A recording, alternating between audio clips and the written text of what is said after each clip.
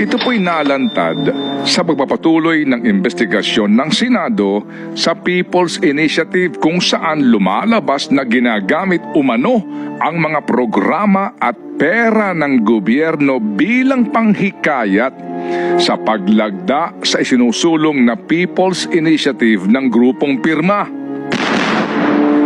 Kung hindi pa nangyari ang investigasyon na ito sa People's Initiative, walang kaalam-alam ang mga Pilipino na nakapagsingit ng 26.7 billion pesos sa pambansang budget para sa DSWD na umaamin na walang kaukulang plano sa pagpapatupad ng akap na ito.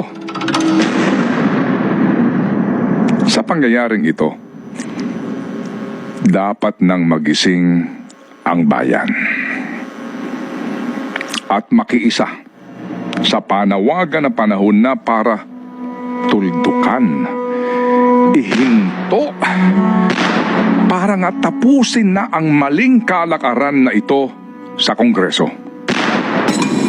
Huwag nating kalimutan na ang mga singit sa budget o insertions kung tawagin na ang halagay bilyon-bilyong piso ang pinagmulan ng pork barrel fund scam.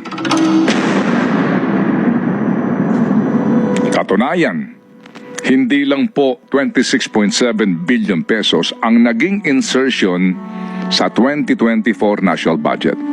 Meron ding 176 billion pesos na naisingit sa budget ng DPWH para ngayong taon.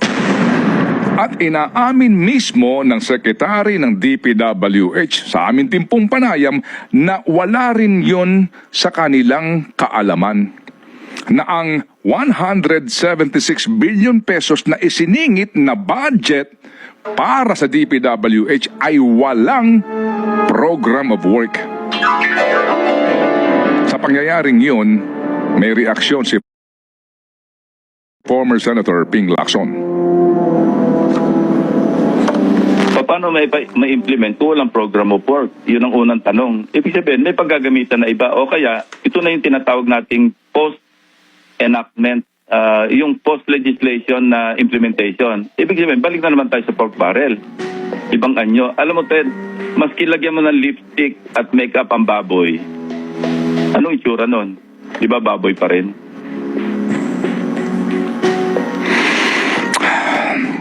Mahihinto lamang po ang kalakaran na ito kung hindi natin ito hahayaan.